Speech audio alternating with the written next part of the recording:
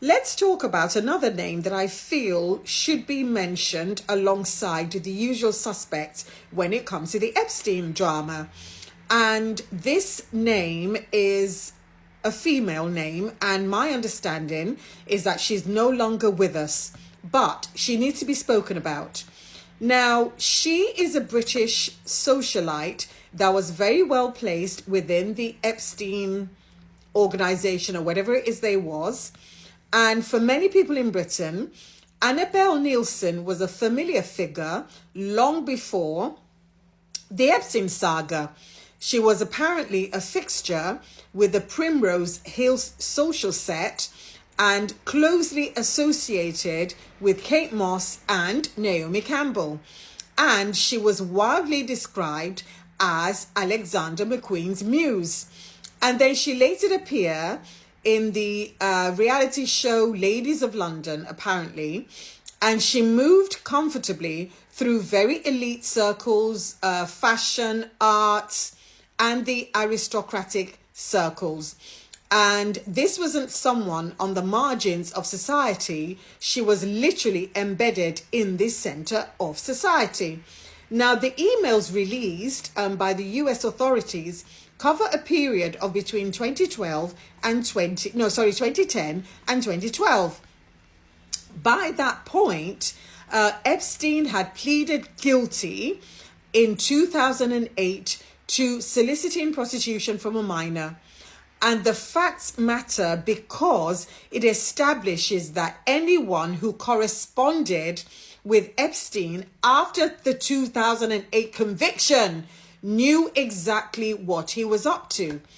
And according to documents, Epstein instructed Ghislaine Maxwell in September 2010 to reach out to Annabelle Nielsen.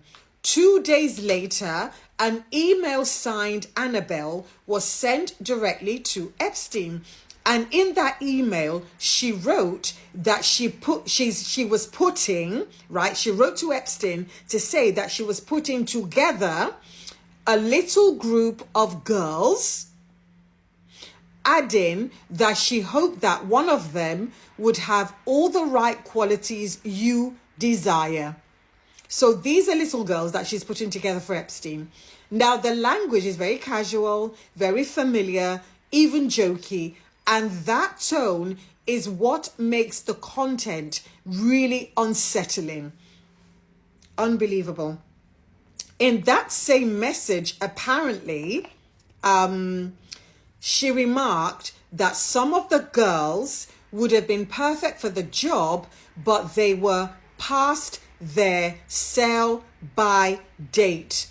Imagine referring to little girls as if they were like commodities, food, objects. Oh my God. She also added that several of them have left husbands and even children for the opportunity to be with Epstein. And she said that, by the way, I may have found the right girl for you. The emails also reference having some fun in London and thanking Epstein for a previous stay, although the location of that stay was not specified. And then later that month, apparently, Epstein then sent her an email thanking her for her help, writing that he really appreciated her effort. And then her reply thanked him for being a good friend and described the experience as fun, adding that she has found somebody he really needed. These are not the words of a distant acquaintance. These are the language of someone who was actively involved in those circles and eager to please the pervert called Epstein. And then the correspondence didn't just end there. In November 2012, Epstein also asked her if she had any cute friends in Paris. She replied that she did not, but suggested another woman by name before backing off when Epstein indicated that that person was already connected to someone else. It's a bloody ring. It's, oh my God, it's just a ring of perverts. In another email from October 2010, she asked Epstein how he and all the girls were and referenced leaving him phone numbers for a Brazilian and an Italian TV presenter. Oh my God. Oh my God, this is horrible. And at no point in the emails is there any expression of concern, hesitation, or even moral distance saying, no, I don't want to be a part of that. The tone throughout is relaxed, flirtatious, and transactional. Oh my God. And this is, oh my God, this is horrible. Now, there is no suggestion in the documents that anyone in Annabelle's wider circle, including the famous names that she was photographed with, had any involvement with Epstein. That is, the paper actually says this, that we don't think anyone, in her wider circle is implicated in what she's doing, because guilt by association is not evidence. So it's important to say that. What is evidenced, however, is that Annabelle herself maintained a very friendly, ongoing relationship with Epstein during the years in question. The emails also show that she acted as an informal art advisor to him, discussing sculptures to be installed on his private island, Little St. James. And in one exchange, she described a Frank Stella sculpture as a beautiful beast that reminded her of Epstein himself. A line that, obviously with hindsight, is disturbing because she just said he's a beast.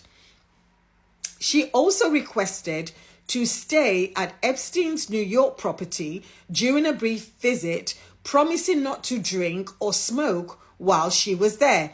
Again, this suggests familiarity and trust. Now, Annabelle apparently died in 2018 at the age of 49 after suffering a stroke in her Chelsea home.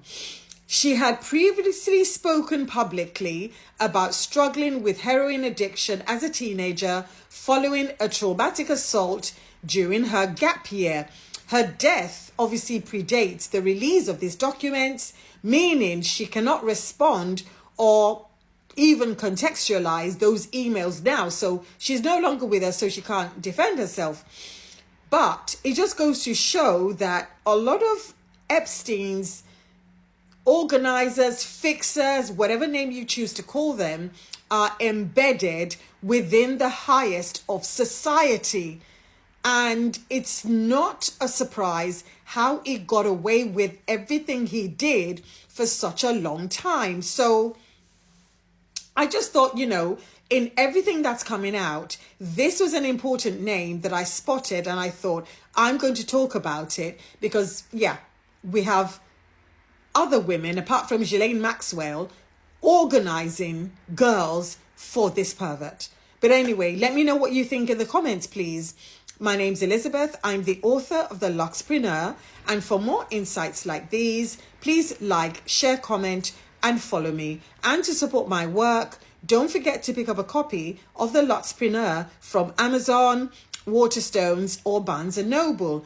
Or you can simply buy me a coffee. I'm on buymeacoffee.com /Elizabeth Solaru, and you can find me there and buy me a coffee there.